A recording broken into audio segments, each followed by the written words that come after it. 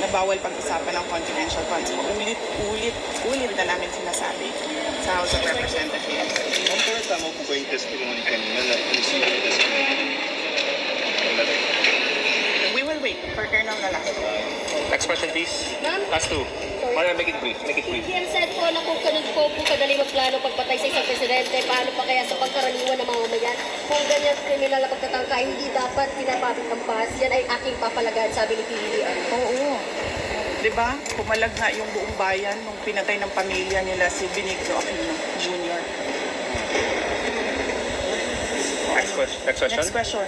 Ma'ams, Marcel. na-verbalize nila po ba sa administration yung tungkol sa kanayan kasi ng buhay? Nabanggit po po kasi. Yes. Yes, ma'am. Ay, hindi. Hindi pa, ma'am.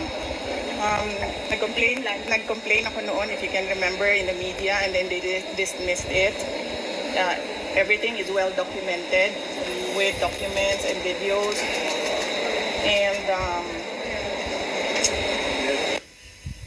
nagsabi ang NSC na national security concern ang threat sa president, pero apparently they really do not consider the threat to the vice president as anything of a concern.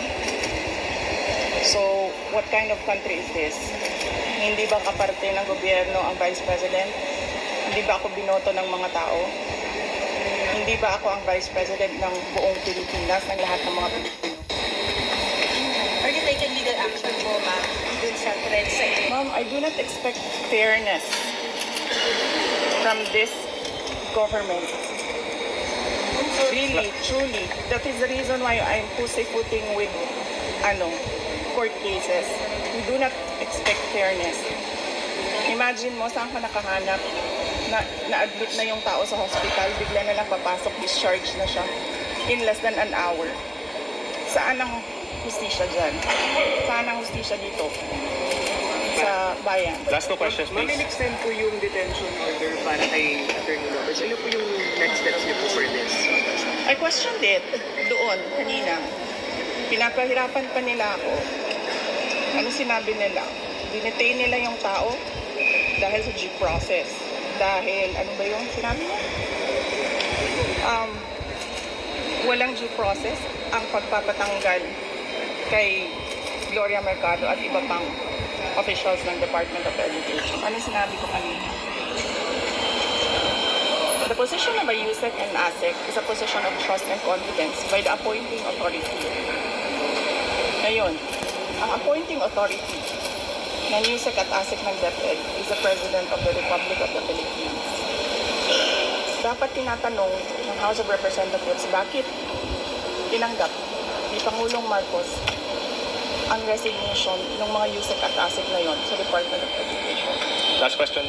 Bakit nila pinipinalize si Yusek Lopez? Hindi ba dapat ang pinipinalize nila ang appointing authority? Last Isa two. pa, sir. Sandali. Ano yung sinabi nila? Evasive. And now, you clearly see, she doesn't know anything. Kasi DepEd po pala tayo. Pero pagdating natin sa ulo, makikita niyo, she doesn't know anything about confidential funds. So, saan doon ang evasive answers? Last question. Nagsusulat, pinalize nila si Yusek Lopez for writing a letter to the Commission on Audit on the position of the Office of the Vice President regarding the release of documents regarding confidential funds. Bakit may penalize ang tao pumirma para sa isang opisina, posisyon ng opisina? Saan ang justisya dito? And ano sinabi nila kanina? Diba? Apparently, hindi nila alam ang batas. Ano sabi nila? Questionin mo na lang sa korte. Saan kami pupunta? Sa mga ginagawa sa amin. Mismong komite, alam na nilang mali yung ginagawa nila. Sasabihin lang sa amin, pumunta ka sa korte. Napakadali na sabihin nila, okay, we will set aside the detention order. Pero hindi. Mali na nga yung una mong detention. Mali pa yung sumunod mo na order. And then sasabihin mo sa tao na nakakulong, hindi makalabas. Kahit ako hindi ako makalabas basta-basta. Dalhin mo yan sa korte. Tama ba yun? Kayong mga taong bayan, tanungin ko kayo, tama ba na hindi alam ng ating House of Representatives kung ano ang mga batas? Last question. For the sake of the personnel of the Office of the Vice President, because I clearly sinasabi ni Joel Chua na we will not recognize you without an oath. And then, I'm continuing to question the constitutionality of their rules.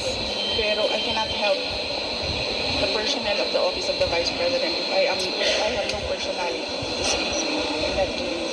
So I had to take that oath. Pero,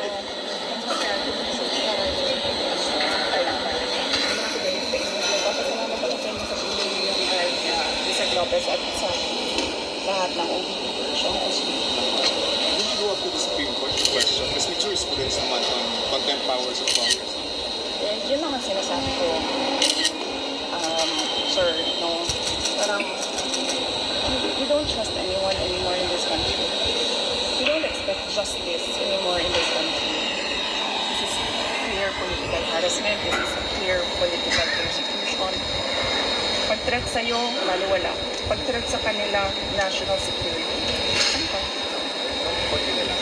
Whose testimony ko, Carla? Do you think that will hold water as far as maybe pinning you down as concerned or doesn't establish it? If they have cases or an impeachment case, whatever case, we will answer that in a proper venue. Kung meron man silang hanap na mali.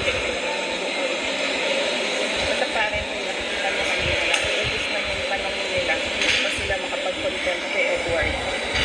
Kasi nagsasabi ng totoo yung hap. You said po that you expect again. Yes, we expect that. We expect contempt, detention. We expect a term isn't like is terrorizing. We expect them to terrorize the Office of the Vice President.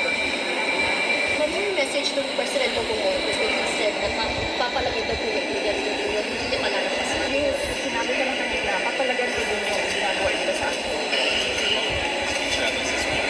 We don't know the content Yes, yet. kaya ako pa yung